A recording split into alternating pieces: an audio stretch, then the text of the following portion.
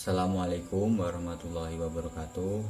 Perkenalkan, nama saya Ahmad Miftahul Ulum dengan NIM G.21.21.0095. Di sini saya akan menyampaikan materi tentang poligami dalam pernikahan. Pengertian poligami.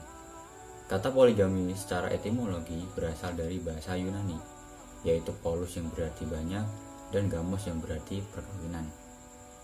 Bila pengertian ini disatukan, maka akan berarti suatu perkawinan yang banyak atau lebih dari seorang.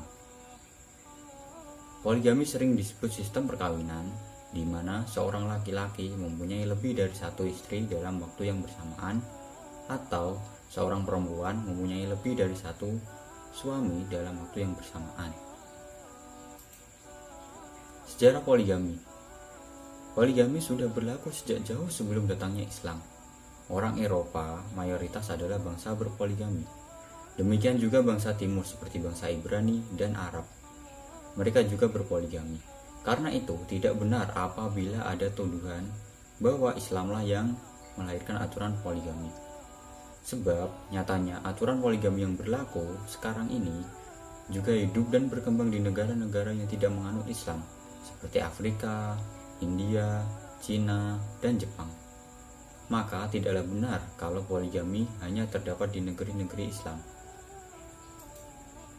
Hukum poligami. Hukum poligami ada 3. Yang pertama dalam Al-Quran, yang kedua menurut para ulama, dan yang ketiga menurut agama Islam. Hukum poligami yang pertama dalam Al-Quran. Ada 2 ayat pokok yang dapat jadikan acuan dilakukannya poligami, yaitu Quran Surah An-Nisa ayat 3 tentang menikahi wanita yang dia senangi, 2, 3, atau 4, tetapi jika tidak bisa berlaku adil, dianjurkan pilih satu saja.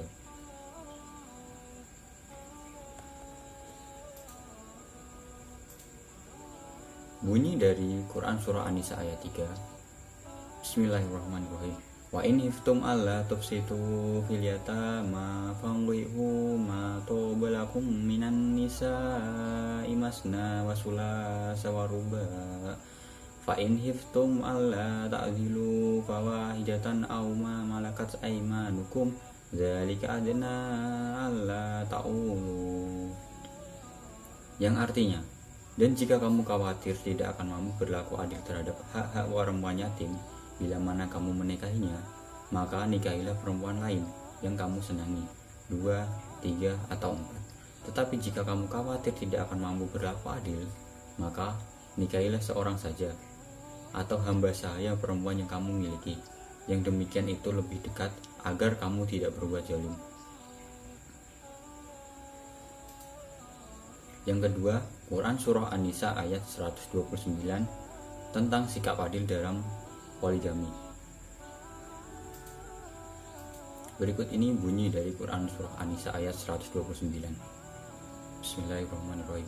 Walan tastati'u an ta'dilu bainan nisa'i walau harastum fala tamilu kulla maili fatadruha kal mu'allaqah fa in tuslihu wa tattaqu fa innallaha kana ghafurur rahim. Yang artinya, dan kamu tidak akan dapat berlaku adil di antara istri-istrimu, walaupun kamu sangat ingin berbuat demikian. Karena itu, janganlah kamu cenderung kepada yang kamu cintai, sehingga kamu biarkan yang lain tergantung-gantung. Dan jika kamu mengadakan perbaikan dan memelihara diri dari kecurangan itu, maka sungguh Allah Maha Pengampun dan Allah Maha Penyayang.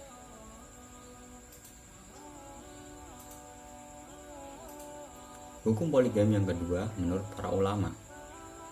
Para ulama memiliki perbedaan pendapat mengenai ketentuan hukum poligami.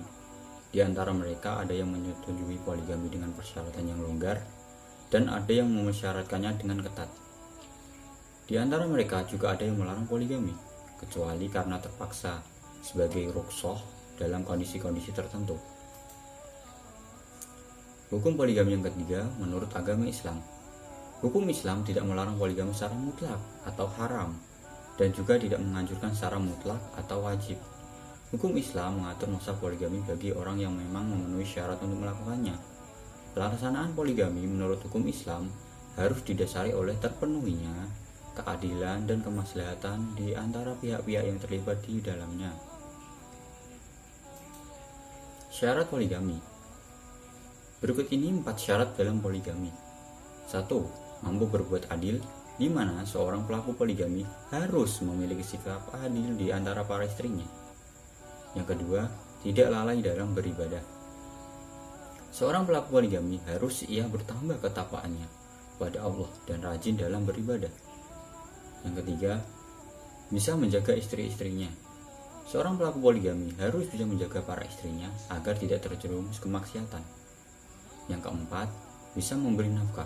Seorang pelaku poligami wajib mencukupi kebutuhan nafkah lahir para istrinya. Adab berpoligami. Ada 6 adab dalam berpoligami.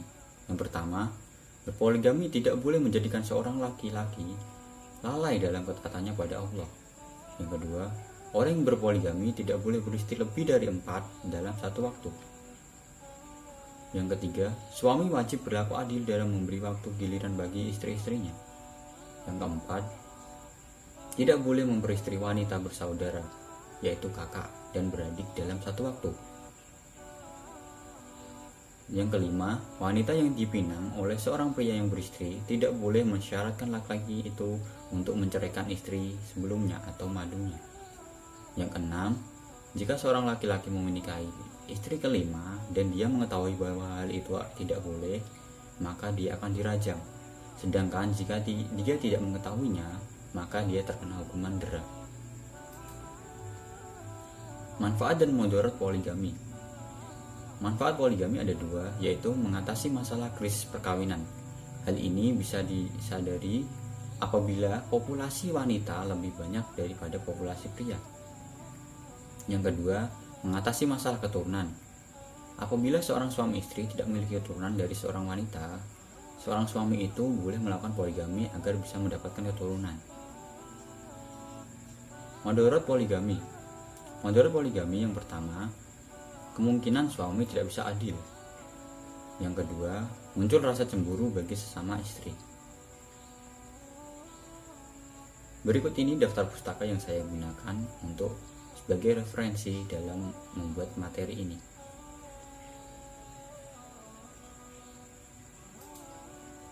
Syukron, terima kasih. Apakah ada pertanyaan? Jika ada pertanyaan, silakan kirim ke email di atas ini. Apabila ada tutur kata yang tidak berkenan atau salah pengucapan, saya mohon maaf sebesar-besarnya. Wassalamualaikum warahmatullahi wabarakatuh.